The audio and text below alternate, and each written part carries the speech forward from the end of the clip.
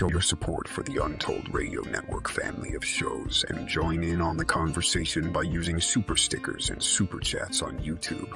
Got a question you want answered? Ask it live via a super chat and get real-time responses from our show's knowledgeable hosts and guests. Help keep the Untold Radio Network shows running strong. We need your support. Send your super chats and stickers now. Greetings, everybody. We have a heck of a fun show for you all tonight.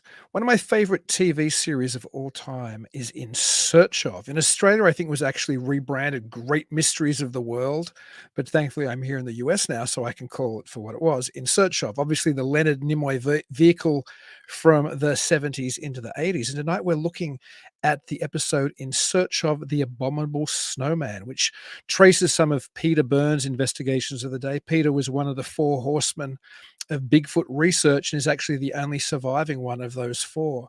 In this episode, we'll see perhaps how much Bigfoot research has changed and how much it's remained the same. That and other things tonight await on Mysterious Library.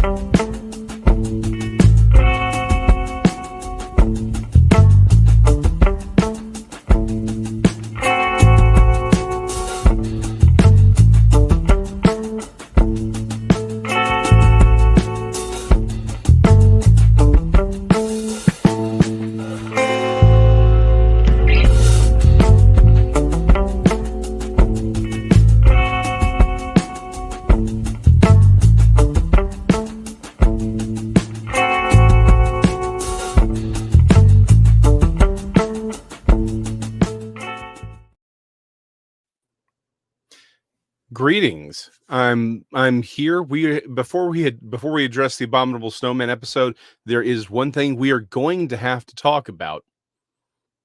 Absolutely cannot talk about it until we address this. However, before I get to that point, howdy, Dean. How you doing? I'm doing good. Spring comes summer in the North Woods. It's hot, lovely, except there's a terrible haze from the fires up north. Oh, yeah. Which makes it like a weird dream state here. Something else before we go to Abominable tonight, but we can hit that in a minute if you have some other breaking news, is I do have a hot off the presses or a fresh off the presses today, which I really want to talk about. Let's do that first.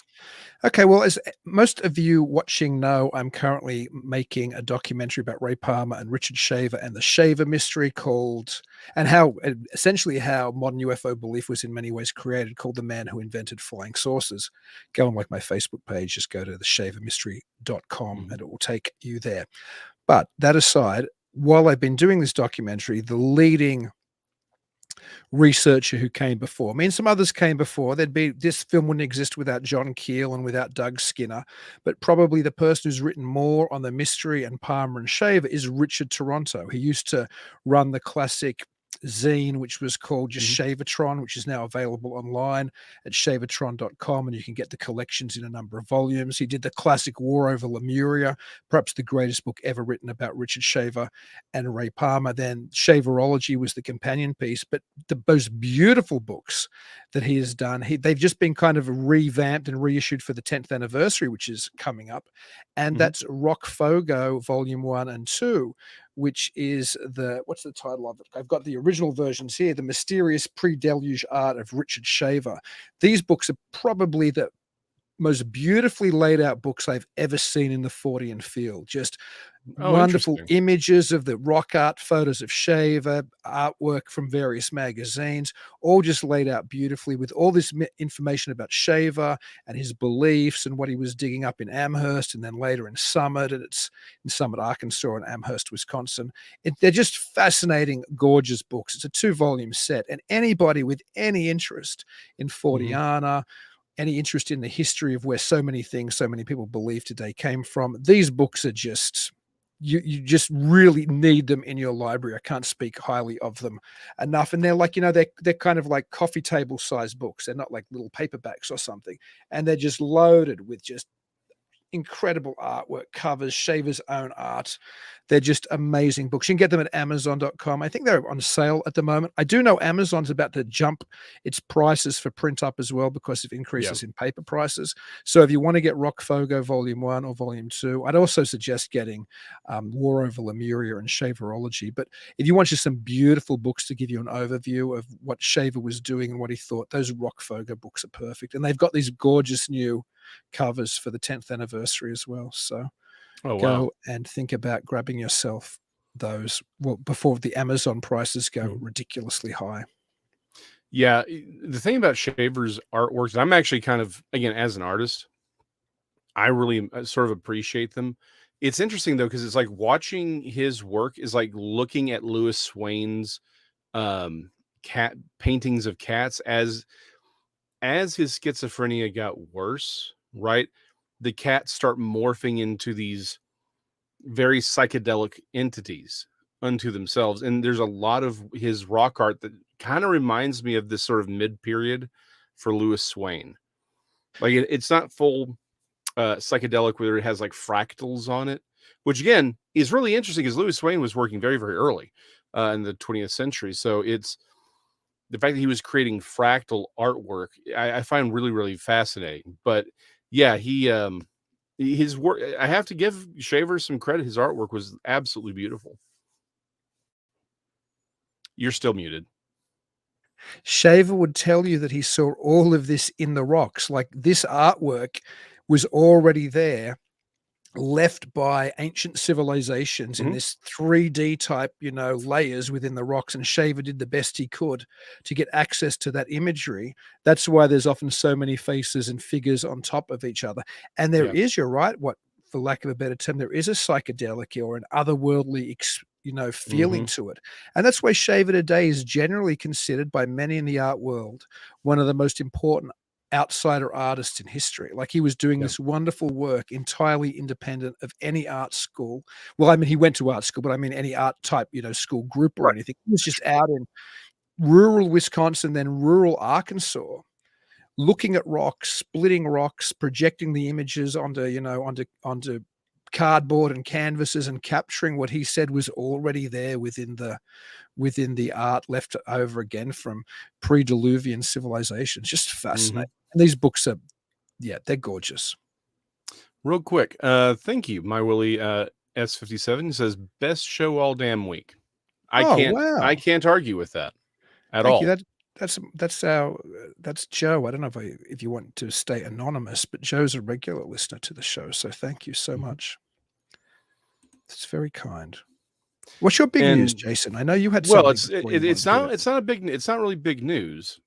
I'm just saying, before we address the Abominable Snowman, we have to have this conversation.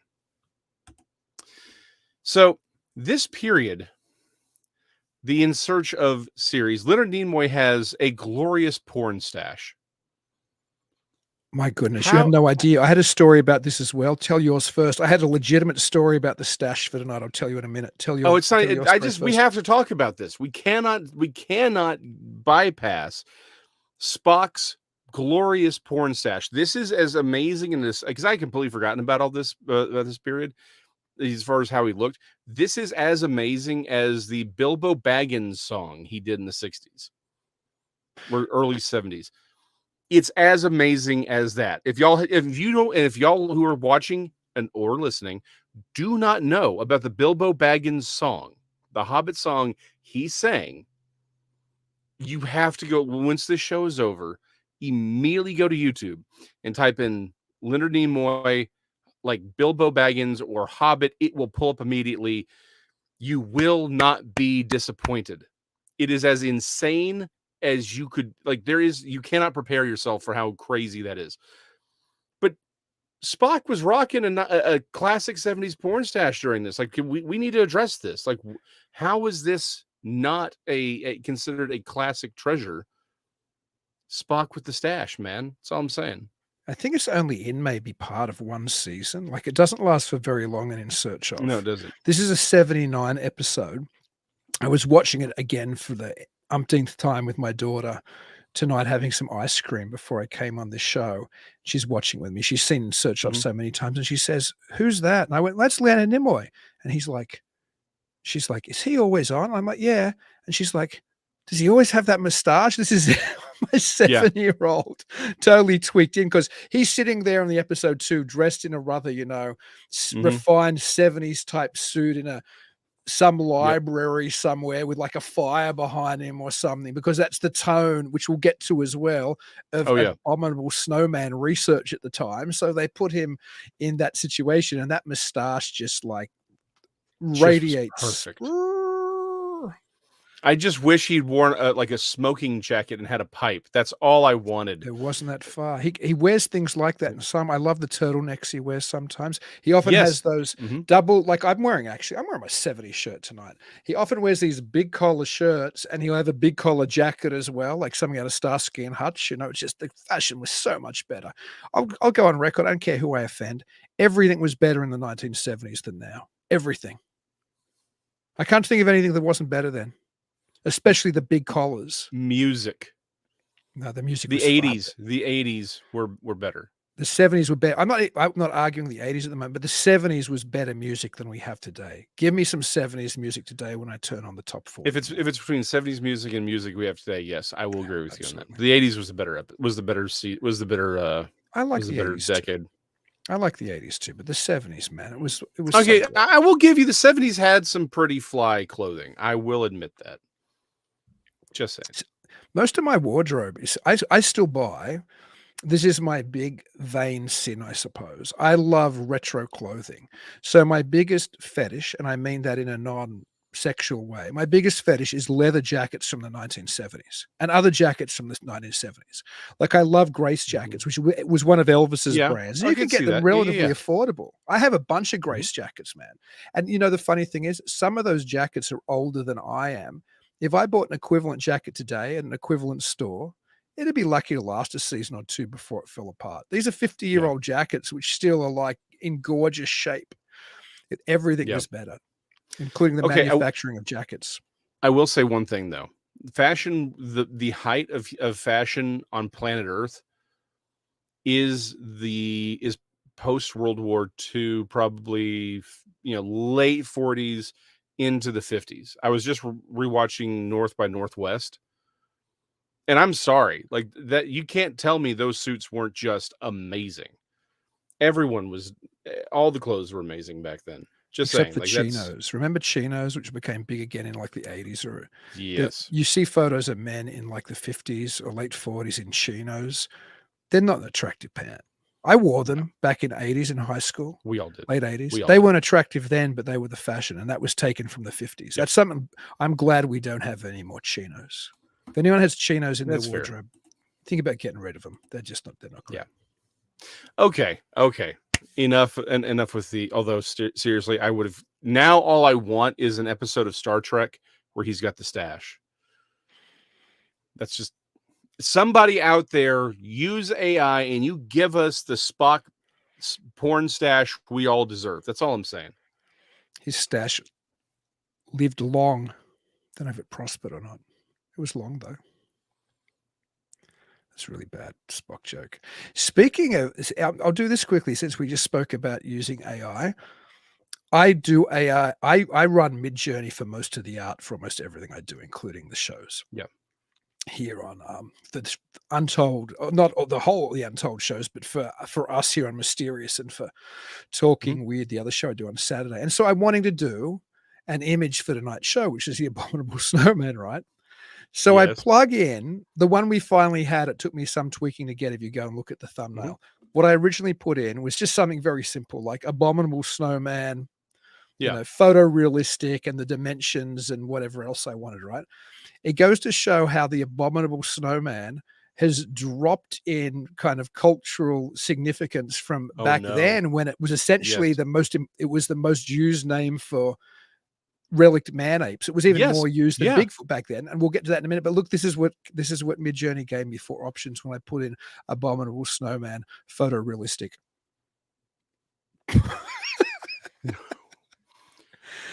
For anybody who Wow, that's yeah. for anybody who isn't watching, it's essentially the Abominable Snowman from the Rankin and Bass Rudolph the Red-Nosed Reindeer, but kind of made to look like it exists in the real world.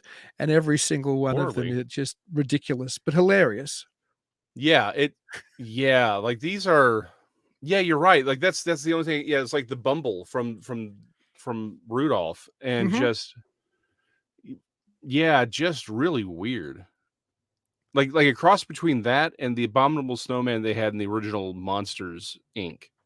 Yeah, that's what it's that they're Mhm. the things that it's drawing on. So when Yeah. Midjourney's either been trained or is currently reaching out into the interwebs of data and imagery, when it's looking for Abominable Snowman, that's Mhm. the image which has become so prevalent. Now, of course, originally, even the 1961 classic book, oh, I shouldn't hold this up because it's blue and it's disappearing, or green disappearing into the blue screen. But Ivan Sanderson's 1961 cryptozoological classic wasn't Mhm. called Bigfoot, wasn't called Sasquatch, was called Abominable Snowman, Legend Comes Yeah. to Life. And it was about the Yeti and the Bigfoot and the Sasquatch and, these relic ape men everywhere. But it used to be a very popular term. But today, if Mhm. somebody says the Abominable Snowman, apparently all they can think is an image from a children's cartoon, Right. essentially. And that's okay. One other aesthetic thing about the show is they do have a dude in a costume, right? To do some recreation of scenes. This is one of my favorite, yeah, Sasquatch-esque figures I've ever seen. Like it's one of Mhm. the best, honestly, because even the stuff in the like again, love Monster Quest, obviously, but it has sort of very stereotypical, almost Chewbacca-esque. Oh, but this one is it's. I mean, it doesn't have the long arms because it's just a dude, but it really does look very interesting. Yeah. It's one of the best ones I've seen. Oh, agreed. When you watch a lot of Bigfoot documentaries today, even ones made like this year, Mhm. somebody has gone and bought a Bigfoot Halloween costume on Amazon. It's literally what it is. And they put a guy in it. And maybe if they're ultra clever, they'll make it a soft focus, but it never looks good. I don't think I've seen a Bigfoot documentary in the last 20 years where the Bigfoot Yeah, looks looks. realistic. And in search of both for this and for Monster Hunters and for some of the other ones. And Yeah, I yeah. think some of that footage is shared between some of the episodes. But yeah, they had some special effect guys do some amazing work. You're right. The only problem might be that because they're just actors in suits and they're form-fitting suits, so they look super realistic, but they don't look the way we tend to think of these creatures being really big and Mhm. bulky. And like when it says they weigh over 300 pounds and it freeze frames on the guy jumping through the Right. air, you're like, that's an athletic 180 pounds, that guy. That Oh, figure yeah, is not yeah, no, yeah, he 300 pounds. definitely yeah, it doesn't look like what we conceive of the Sasquatch looking now, but it just it looks really good. It was just a Yeah, it's really fantastic. well sort of done thing, and it's like, good for y'all putting a little money into this and time and care about the aesthetics. Well, the whole thing, I mean, In Search Of was shot on film for starters, just because that's what things were shot on in those days. It was shot by people who clearly were genuine cinematographers. It was Right. edited by people who were Hollywood level editors. Like for example, it opens with Peter Byrne, who we spoke about earlier, running through the Pacific Northwest wilderness, chasing one of these man-ape Bigfoot creatures, and it intercuts between the Bigfoot running and Peter Byrne running and the the feet of Peter Byrne and the feet of the Bigfoot, and it's cut as well as probably any feature film would have been at that time, which in some ways is Yeah. better even than the cutting today. It's cut beautifully, it's shot beautifully. They go to wonderful locations. They have, aerial shots before you had drones, so they were sinking real money into capturing some of these aerial shots of Bigfoot running Yeah. over the Himalayas, right? Like, Oh yeah. there This was was not money cheap. spent on this show. No, it was just really, really well done. Again, just the aesthetics of it, like you said, the editing. They spent money on this thing, and it shows, and it's very, very well done. Yeah, and you're following Peter Byrne walking through like the streets of Kathmandu, going to talk to some high priest lama or something, right? It's like, Yeah. wow, this episode they sunk bucks into it, and it looks beautiful. Incidentally, almost all of the In Search of series is like that. I've Yes, never seen an very well episode I done. haven't enjoyed. I mean, I love, as you said before, I love Monster Quest, love it. That's how I first met Doug Idgett, because I was such, a fanboy of that show. But In Search of, I think, remains the greatest broad-reaching paranormal show ever made. There's nothing like it on cable television at the moment, or any television like it. Nothing I agree. approximating the cinematography, the creepiness, the score, the editing, Leonard Nimoy's narration, the entire package in a 22-minute episode, because it was a 30-minute TV show, and when you watch it without the Right. ads, it's like 22 minutes. It's Yes. like you get more value from Easy. 22 minutes of this than from a feature documentary about something today. Yes, 100%. And that's actually something I want to talk about. Is, like you said, the amount of information that they pack in, useful information.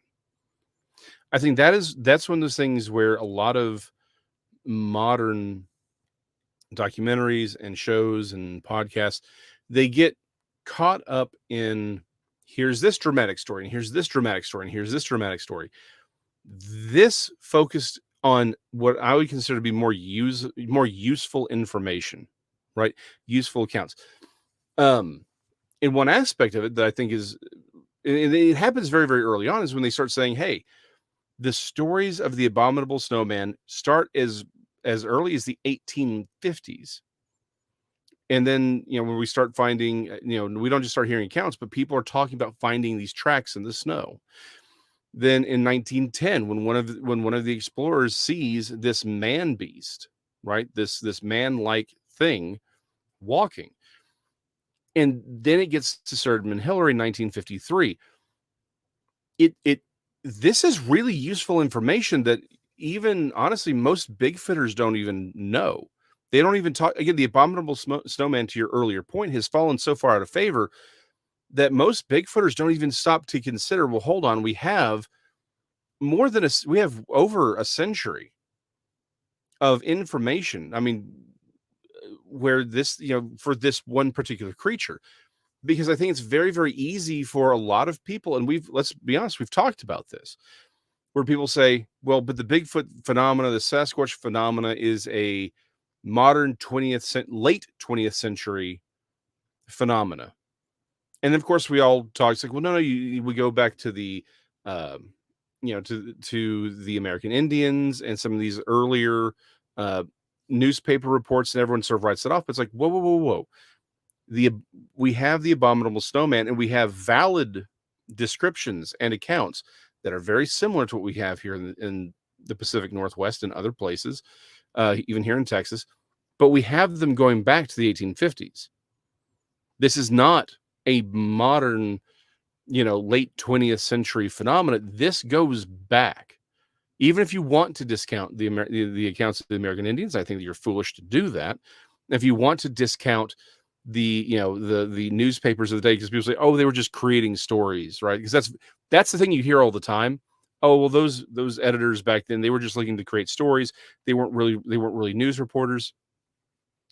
I will leave any further comment on that point behind. However, they could get a job at CNN now. They could go for a job at CNN. Okay, I wasn't going to go there, but yeah, exactly. It's like, they would have fit in. They would have fit in today's media. But that's the thing, is that's a claim that's made. But I think a lot of the cases, it's made as a way of what Ivan T. Sanderson used to call the wipe, right? Where you find accounts of something, right?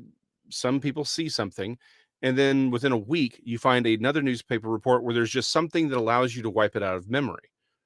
they'll say something like, "Oh, gorilla-like man beast seen in Georgia," and they'll say, then the next week there'll be an article saying it was probably an escaped gorilla from this escaped zoo train that crashed up north.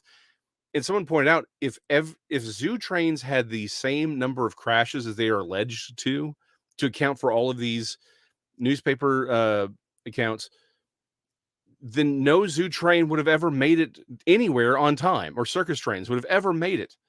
Can I tell you Because it something was funny? used so often. We had a circus crash down here near where I live at a rail. There's actually photos of the crash on a local diner's wall. I'm talking about a crash from back in the Yeah. 20s or something. So there Oh, were wow. zoo train crashes, Oh, but I it know they're absolutely certainly happened, yeah. overblown. Overused. I think you're right about there was an elegance to cryptozoology back then. Dare I say an elitism to cryptozoology back Mhm. then. Yes. When you watch this episode, which is fantastic. If people haven't seen it, they should go and watch it. Watch the whole Yeah, show, but watch the absolutely, Abominable absolutely Snowman worth it. one if you're into this stuff. Mhm. You get the idea when you see Peter Byrne, particularly when he has his meeting with his other people who are interested in some beautiful country estate outside of London, and they're all sitting Yeah. around this gorgeous, manor house, and most of them are in suits or tweed jackets, and most of them speak with an accent which is clearly of the upper classes in England. Mhm. And they're talking about expeditions to, the Himalaya, and, you get the impression then that cryptozoology was not the game where you just wandered out into the local woods or into your back 40 and hit a tree with a piece of wood and thought you were going to Mhm. have an encounter with a Bigfoot. And sure, that's obviously the case for adventures to the Himalaya. But even when they're talking about adventures to the Pacific Northwest, these Right. episodes, this show, I don't think the show's being elitist. I just think that was the nature of it in the day. It wasn't something that was done as a casual hobby. It doesn't mean the people were always professionals, like sometimes Peter Byrne was. Some of these people were just mountain climbers, or they were explorers or whatever, and their encounter with Mhm. the Abominable Snowman was just an additional thing that they brought back with them. But there really wasn't the idea that you could just go out and find, Bigfoot locally. It seemed to be something which you had to go on a proper Yes. adventure, Mhm. prepared on an expedition, and then you might come back Yeah. with a photo or proof of the creature. Yeah, it was, again, to your point, it was respectable in a way. Now, granted, the scientific establishment would not have considered it to be respectable, but the way it's presented, the way they presented themselves was, to your point, you could argue elitist, but it was presentable. It wasn't, and respectable. It's like, hey, these are serious people out doing a serious thing, and sort of lacked the the folkiness that we see with Bigfooting today. However, I would say that also means we've got a better chance of some things actually coming out. Dirty secret about archaeology. I swear this is going to go somewhere. Most discoveries are not made by professional archaeologists. They come in later, right, and do the digging and the rest of respectable work. But most finds are made by the average person, right?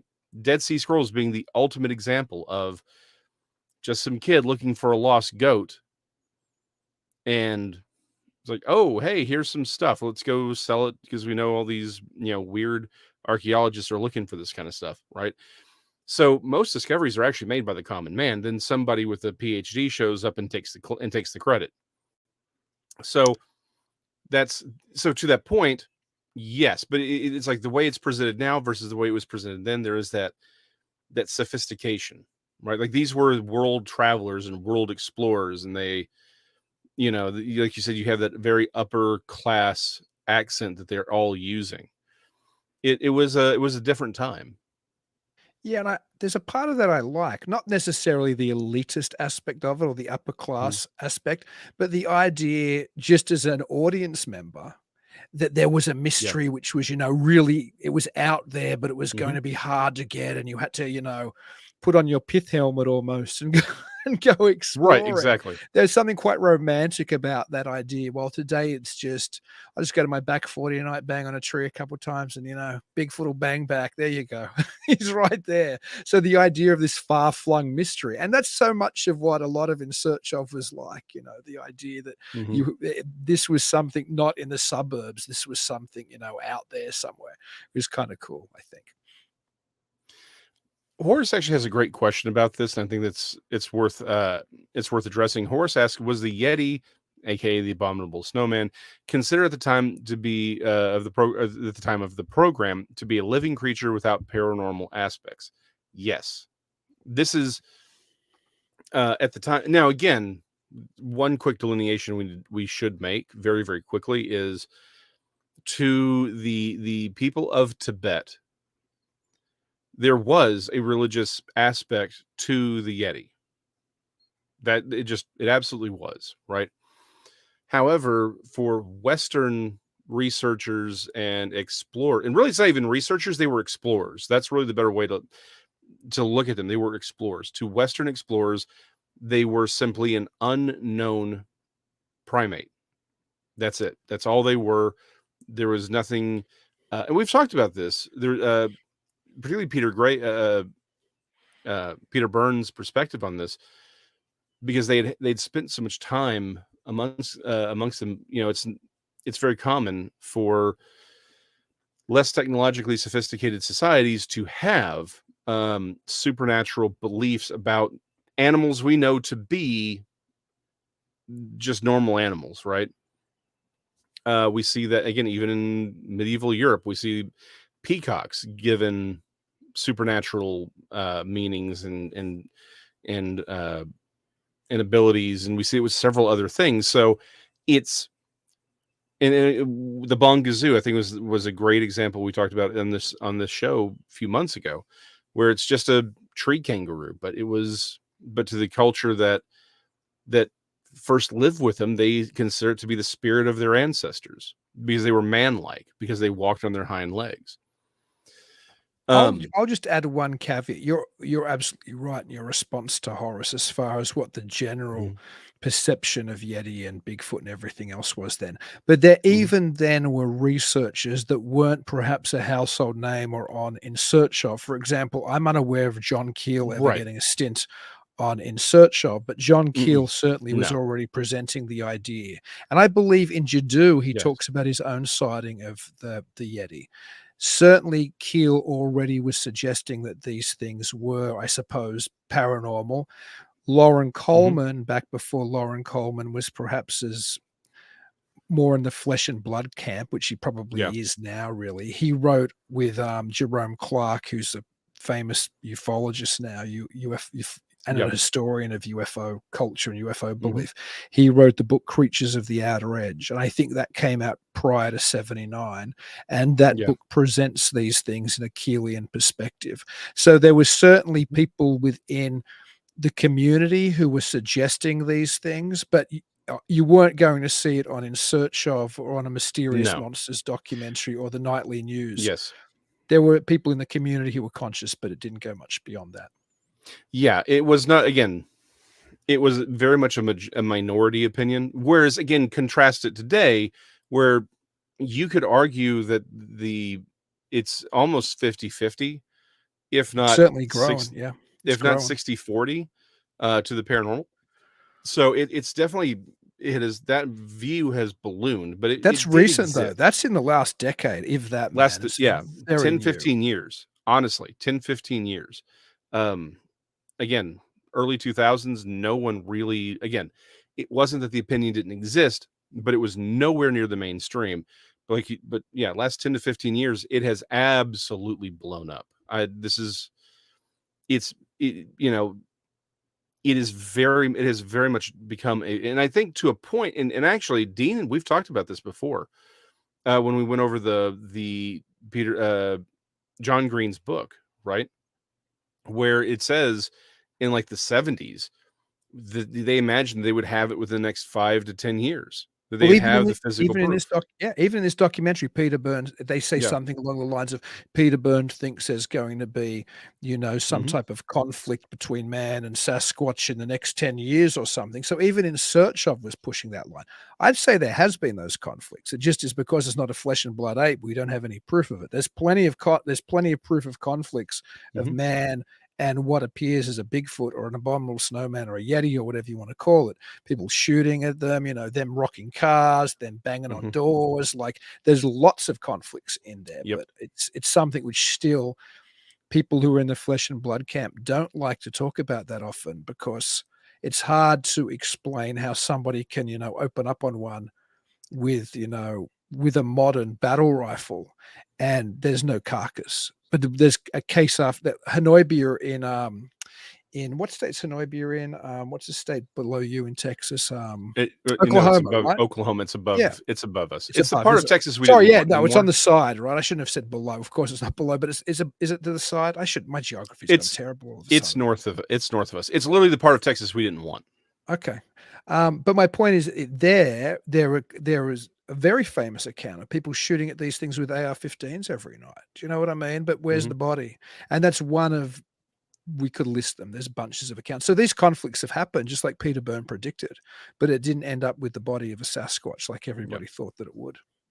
That's actually a conversation we should probably have in the future is what because I do think there's a misunderstanding as to what like an AR-15 round is going to do to a creature of that size. I think there is now, I'm not saying it won't kill it because trust me, I've seen very, very small projectiles take out, fairly large creatures, but that's a conversation for another day. The point being here is at this time, people are saying, next 5 to 10 years, we're going to have something that's in the 70s, early 80s. Here we are in 2023 and we ain't got the body, right? Like to your point, people have claimed to have shot at it, but we don't have anybody be like, here's here he is. Ta-da. So I think that's one of the big reasons things have blown, that the supernatural view, the paranormal view has blown up over the last 10 to 15 years is because a lot of people are like, they kind of see the same thing you do, which is hey, this is odd that we don't have the body at this point.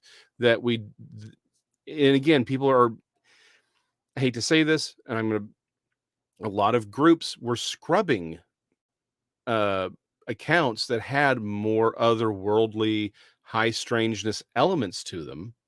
They've been scrubbing those accounts for years. So now with the internet, people are able to see, oh, hold on, there's a lot of accounts of people having elements of high strangeness associated with Bigfoot. And so that's why this view has blown up the way it has. But again, at the time of In Search Of, when Leonard Nimoy and his porn stash are hanging out talking about the Abominable Snowman, the vast majority of people saw it exclusively as a biological creature. It was just an undiscovered bipedal primate, nothing more than that. Mm-hmm. It was something And that could be shot and stuffed and mounted and put in some lord's manor going rawr, not right? that Peter, of course, wanted to shoot them. That's a big point the Right. documentary or this episode makes is that he was a big game hunter and he can never shoot anything again because he's retired from that lifestyle. And they have another mountaineer saying, I don't think it's up to me to shoot it. I think it would be murder if this thing survived for hundreds of thousands of years, which is obviously the popular flesh and blood Bigfoot approach to those who don't believe in killing it. It is interesting that the documentary, I think following Peter, tries to kind of have it both ways when it comes to the supernaturalism of it. When they're talking about Native Americans, they make the point of saying they thought of these creatures like, I think they even have Peter's narration. They thought of these Right, they creatures did. like they do the bear and the otter and everything else, just a physical part of the natural world. And then they talk about the Sherpas later in the Himalayas, like within 5 or 10 minutes apart, and say they have these superstitions about them. And I'm thinking, Yeah. you can look at these native traditions as superstitions or as physical, Yes. zoological, early interpretations, but both people weren't operating under a modernistic cosmology like we are, where things are either part of the physical world or they're ghosts. Do you know what I mean? And this Yeah. cosmology, they could be both. They're the Right. same way that Native Americans thought that other animals were somehow had something to do with the spirit world. It's the same way Mhm. that they thought the Bigfoot had something to do with the spirit world. And in the case of Yes. Bigfoot, it probably did have something to do with the spirit world, and the Native American interpretations that thought it came and went and was, something Mhm. else were probably pretty close to the money, as were the Sherpas in the Himalayas who thought this Mhm. thing was something other than just a flesh and blood critter. So it's funny though to hear the documentary to play it both ways with the native traditions. Like it's Yeah. like, hang on, something this is you've been following Peter Byrne when you've been crafting the narrative of this documentary, because that is Mhm. exactly his point. And it's like anybody who in the flesh and blood realm, take the native traditions when they suit you. When they don't suit you, You discard them and chuck say them it's out the door. superstition. Yeah, Yep. exactly. Well, and again, it is one of those things where while we would look at that and say, okay, hold on, you can't play it both ways. To Peter, to Peter Byrne's point, and I think it's valid. It's not like there isn't reason to look at at a culture's supernatural interpretation of a creature like that and just say this is, them this is just the culture doing what a lot of these cultures will do, right? Again, I point out Europeans did the same thing with lots of creatures, lots of things we know to be normal, natural animals. Again, we talked about the Bongazoo, which was in the Papua New Guinea region, and again, I like to point out that peacocks were seen as supernatural entities to a point by Europeans, and I find that so amusing because growing up, I had a friend. There are peacocks that are loose in Duncanville. They live there, and they just hang out. They make all kinds of stupid noises. And my grandmother, when I was growing up, also when she went to this apartment complex, it was sort of like a senior living center, but you still stayed in your own apartment, kind of a thing. They had peacocks on there. So for a kid who grew up in Dallas, Texas, I had a lot of experience with peacocks, which I find very, very strange. But I mean, it's easy to look back and say, okay, so to look at a culture and say, okay, well, they have a supernatural view of these things, but they had a supernatural worldview for everything. Why would the Abominable Snowman or Sasquatch or Bigfoot be any different? And so it would be logical for them to say, hey, this is just a very small population of a hidden creature that's running around, and so we can just ignore the supernatural aspect of it. But we're here. We have the benefit of the last 50 freaking years of research to say maybe there's more to the supernatural worldview than just it was just a primitive culture that had those ideas in their heads anyway. Maybe it's because what they were encountering was not purely flesh and blood, because that more closely aligns with what we're actually seeing, what people are witnessing out in the field. Yeah, I think this is an ongoing problem in Bigfoot research, the picking and choosing of Native American traditions when it comes to Mhm. Sasquatch and other creatures like that. Another great example is how a lot of people in the ape camp like Mhm. to think of it as peaceful and that you shouldn't kill it. So they'll find examples of, oh, it was just another tribe that we coexisted with. But then they Right. ignore the stories which are like, we hid the women and children because the Bigfoot would come out of the mountains and take them away and mate with them or eat them. You know Yeah. what I mean? But you No, don't hear the exactly. people who push they're the peaceful man of the woods talking about those Mhm. traditions, which are in there Yeah. as well. No, absolutely. And that's a great point. It's a very, very valid point. And this is something we've addressed on multiple episodes of this show, whether it's, ancient astronaut theory or this cherry picking of data, right? You take only that part that matches your preconceived theory, and you literally get rid of anything that you don't like about it, anything that doesn't conform to that. And the problem is that works for the apers, that works for the paranormal group as well, works for ancient astronaut, works for flat earthers, works for everybody. Where if there's one complaint is, hey, if you're going to reference this material at all, you need to take all of it into account. You can't just say, oh, well, let's just get rid of this. No. Take the whole thing. To Squatch's point, it's confirmation bias. But it's worse than confirmation bias for this very specifically, because they are creating a paradigm that allows them just to remove anything they don't want. It's not even confirmation bias. It is straight up scrubbing of the material. Oh yeah, certainly. And we don't live, but we operate, because we do this show, within a space where it's difficult, because obviously if you take an entirely supernatural view, you can discard any requirement for any type of physical Mhm. evidence, which is probably the position I sit a little closer to, as everybody knows. Yeah. But if you take a more traditional APA, and I'm not really using that to be dismissive, because I'm happy for people to call the other side woo, I don't care. Mhm. When you take that position, then you become so dependent upon a paradigm which requires physical evidence, and you're never going to break into that scientific paradigm anyway. Would have happened. They've been doing it since, look at the Abominable Snowman book Mhm. from Sanderson I showed before, 61, Oh, and look yeah. at this from, 79. This has been going on for a long time, with the Academy not opening its arms. But then, yeah, Mhm. the other side, the supernatural view, I think has a problem.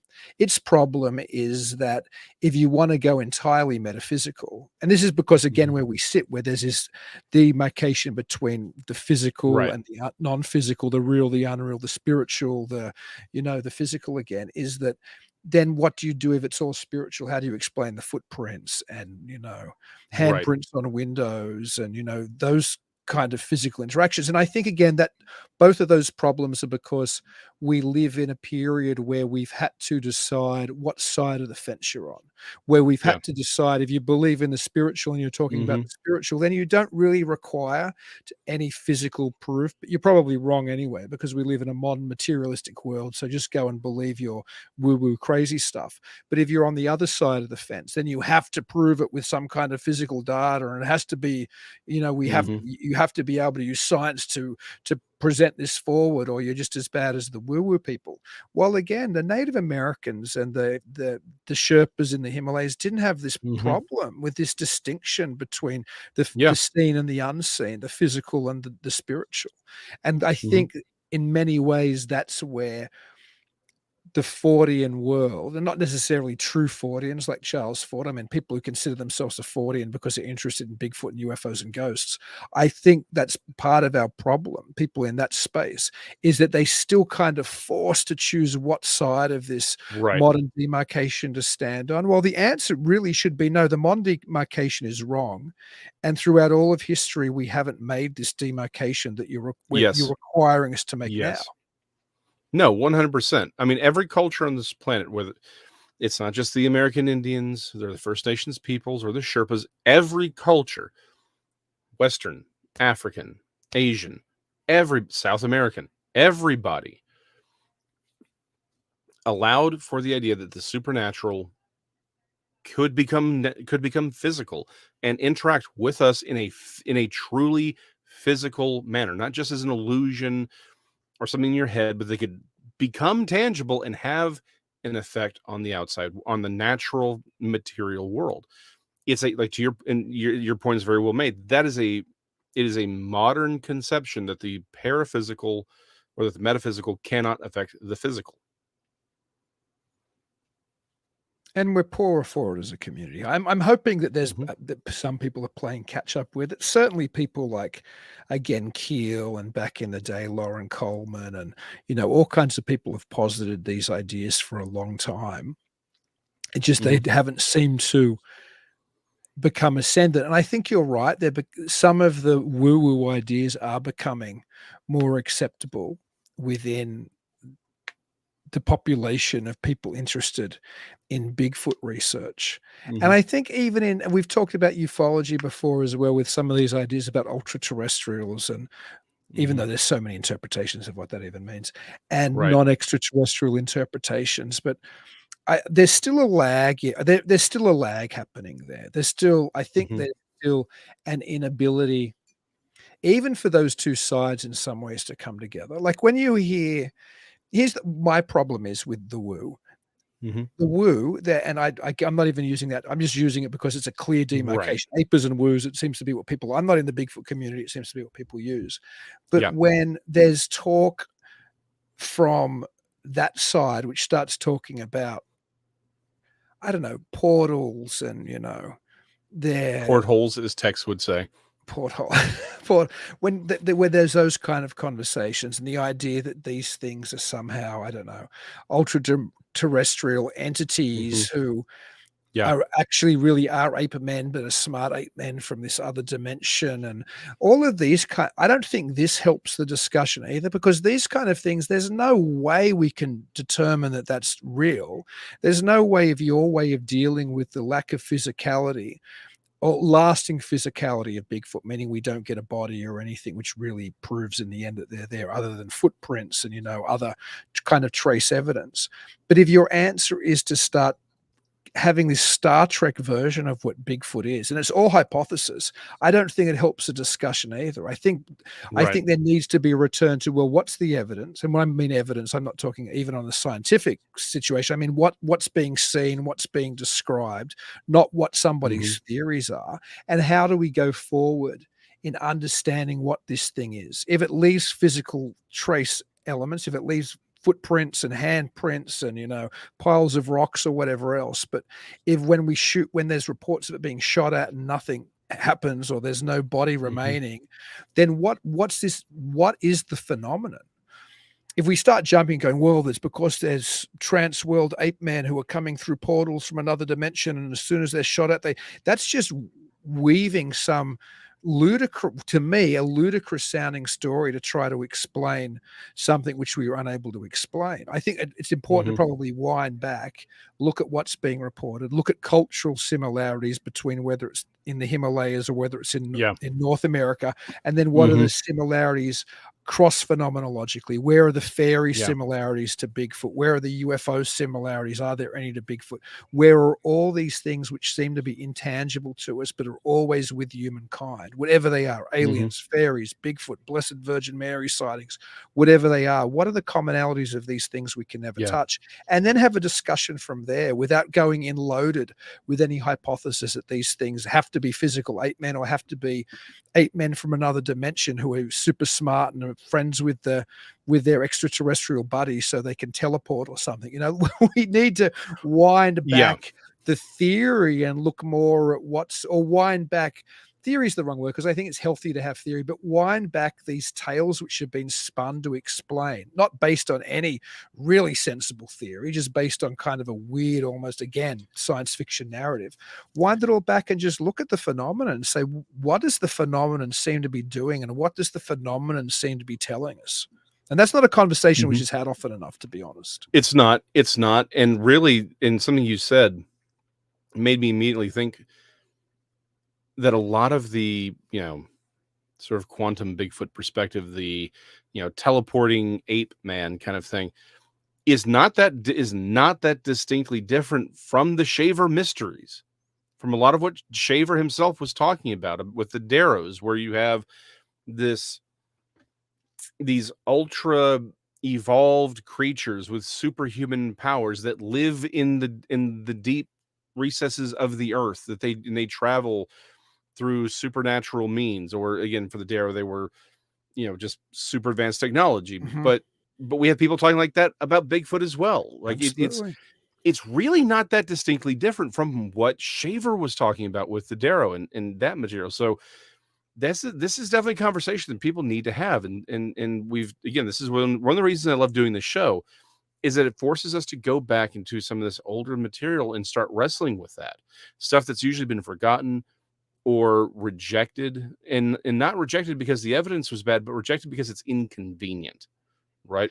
And to re-examine a lot of this. But yeah, I mean, that's probably a connection that we could explore in the future, which is, why do Shaver's stories match up in a lot of ways with some views on Bigfoot? Oh, I've What heard is that stories. connection? Yeah, I've heard stories that Bigfoot live in the caverns, just like Mhm. Shaver's Yeah. Deros. In fact, we were talking about Richard Toronto before in his, I think it's in Shavertron somewhere, maybe on the website now.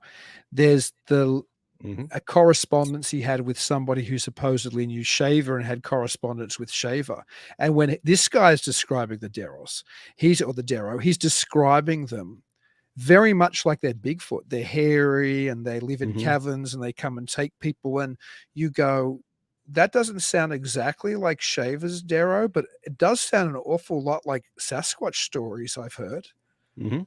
about people being Yep. abducted by Sasquatch to elsewhere. So who knows? I think all of Yep. this stuff's interrelated. I just think it's a matter of trying to discard what our belief systems are, whether you're an aper or a woo person or something in between. In any of Mhm. these fields, as Keel said, belief is the enemy. And I think you can get in real trouble when you approach this and you decide to just take, as you were saying before, when you cherry pick the stories because this fits my version that they're from another dimension and they come in and out and they're really highly evolved ape men from the planet Xenu or something. While Right. this interpretation, well, this helps me because this sounds like it's just a flesh and blood relic ape man hiding in the North American woods. And people do cherry pick that data instead of looking at patterns that within that noise somewhere of all of these experiences, there's a signal somewhere, and people Mhm. just have to try to discard the beliefs to find what that signal is, I think. Nope. Couldn't agree more. Couldn't agree more. Real quick, Nancy Malcolm pointed out, and I think this is actually a conversation I think needs to be had on a broader scale as well. She says that some will now allow for the belief in the Yeti if you agree that it's a hybrid between like grizzly bears and polar bears. In fact, there was a claim several years ago made that they think that they had discovered the abominable snowman because it was a bear species that they had found evidence of a bear species that they weren't aware of. And this is one of those questions that I think does at least need to be more fully addressed, right?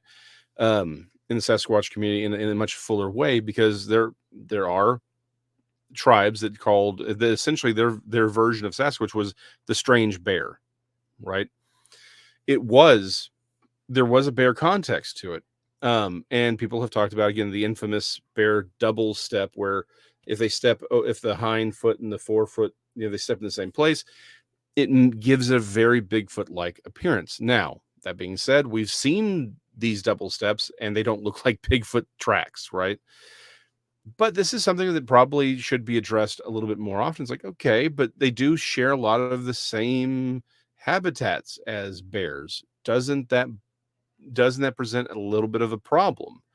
Um, is it possible that there is a stage of development, perhaps older bears, that develop some sort of a physical limitation or defect and forces them to overstep? This is something that needs to be addressed by the community more fully and more completely than it has. Again, the problem is I've looked at bear tracks. They don't give the same type of dermal ridges that we see with Bigfoot. And again, one bear is not going to leave a single trackway, right? That's the problem. I could see it creating the appearance of two Bigfoot, but it's never going to create the appearance of one. But this is a great point. There's a lot of this overlap that we need to address. Yeah, there's sometimes though I do think, and me being skeptical, you think I would be more Hmm. open to those kind of explanations. I think sometimes there's a reductionist type, I don't know, trend in skepticism to Hmm. find that to explain one account and then go, we've solved the mystery.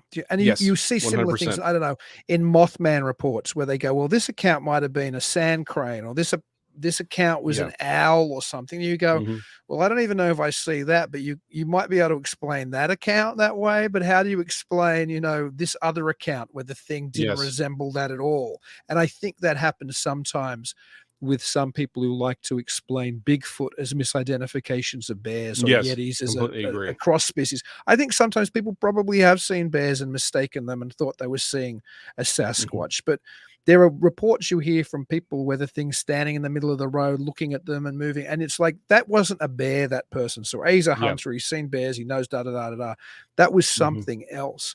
And I think the Yes. skeptic wants to be able to somehow, and I mean a skeptic like a debunker, because I'm a skeptic. I think there are people who want Right. to debunk the phenomenon being anomalous at all.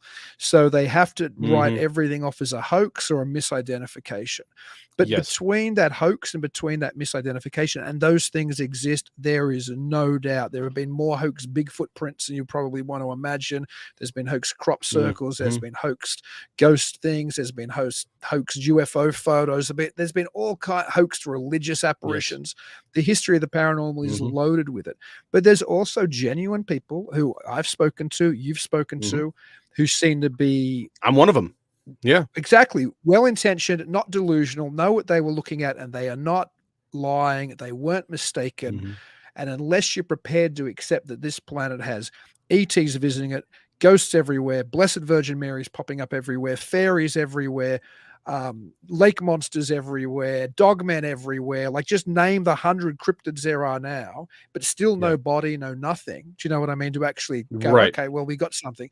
Something is happening, but so I don't think the debunker skeptic can explain it. I don't think the physical people can explain it. I don't even think the spiritual people can explain it. There's something, Yeah. this says so much more about the state of the reality that we exist in. I don't think there's Mhm. ever going to be a solution. I'd like for us to talk about it a little more sensibly. I don't think we're meant to know, to be Right. honest. I don't think we're going to. Or it's on the whole bear thing for just 2 seconds. I'll get back to your point. But it's kind of tied together. People say, well, how do you know that these aren't just, misidentified bears? Well, the obvious question I think you could ask, you can just flip that question and send it right back is, well, how often are Bigfoot sightings misidentified as bears? Right? That's it's like, if you want to write them all off as bear observations, well, great. I can do the exact same thing in reverse. That's not an answer. And to your point, and I think it's great. It's like, maybe there won't. Maybe the problem is there is an answer. It's just, I think we often confuse being able to describe the how as the same thing as understanding the why. I think that is a big discrepancy here, right? Sir Isaac Newton was able to describe gravity as far as its effects on us, on the macro world. But he didn't understand that it was, and yes, it is. Don't even type in there that it's buoyancy or anything like that. But that gravity is actually a warping of space-time by mass. He didn't understand that. He didn't have a way of describing that. But he could describe the phenomena itself in a way that was actually very, very useful and moved things forward. I think the problem is we get so caught up in the how, instead of saying, well, whoa, why don't we just describe the why? And maybe we can come to that answer. And that allows us to move forward with this in a usable way until the Spookatron 5000 patent pending is developed. Everybody's waiting for you to get that Spookatron out, Jason. It's not my fault that the patent office takes so long with that stuff. Just saying. It's not That's my what fault. a beta version. Can you ship me a beta version? What's a beta version? You know, like the before the actual real version's copyrighted, like your test version. The beta version? Yeah, you just pronounce it differently because you're an American. Mm-hmm. Same thing, You right? mean correctly? Perhaps. I mean, it is we are in the Rome, so I suppose if it's the main language when in of Rome, then when in exactly. Rome, you say beta. Exactly. Okay, I gotta ask. I'm gonna go here. Vegemite, is it any good at all? It's great. I miss it so much. I can't even tell you. I'm serious. I could probably buy it on Amazon if I wanted to, or something. I've seen it. I've seen it here in Texas. Yeah, you can. I've never seen it on the shelf here. If I saw it on the shelf of a local store here, I would buy it. I'm not going to get into the habit of paying, 4 times the value on Amazon. But if I saw it on the shelf here, I'd buy it. I miss it. I used to have in Sydney, Australia, I would say I had Vegemite. There'd be periods in my life where I had it every day. It certainly would have been a pretty rare period where I didn't have it at least once a week. It's great. Yep. And mind you, I had a little jar once my folks bought when they visited, and I have a friend here who's a chef. He's quite talented. Paulie, he listens sometimes. Mhm. And I let him taste it, and he was like, "Oh my goodness, this is awful." And I guess it's just like salty kind of, you know. Oh, Paulie is there. Hey, Paulie. I For guess those who are listening, Paulie Peters, the gentleman yeah, there you go. Dr. That's Bertram is referring hilarious. to, says, "You had me try it. I can't say I'm a fan." Exactly. And he probably has a pretty good palate, I would say. But also I was raised on it. So it is a yeasty, salty, I don't know. I can I will imagine, I I will understand why find it. people don't love it who weren't, raised on it. Raised on My it? mother has a wonderful story. She should have been like a spokesperson or the ad girl for Vegemite back in the day. When she was very sick, when she was a little Mhm. girl, she had Pink's disease like as a baby. And she was going like this is during the Depression, or maybe not the Right. Depression, World War II. There was still restrictions on things. You couldn't Right, yeah, just go yeah. to the store and buy a bunch of stuff. In Australia, particularly, we hadn't really, well, we were still in the war, so obviously. Oh, yeah. And the doctor told my grandmother, give her Vegemite, like, give her some and she'll suck on it. We'll give her all the nutrients and everything. And Vegemite essentially saved my mother's life. Interesting. Yeah. So So there Helton, you go. aka Fasterman, asks, "What is it?" I know it from the song is all.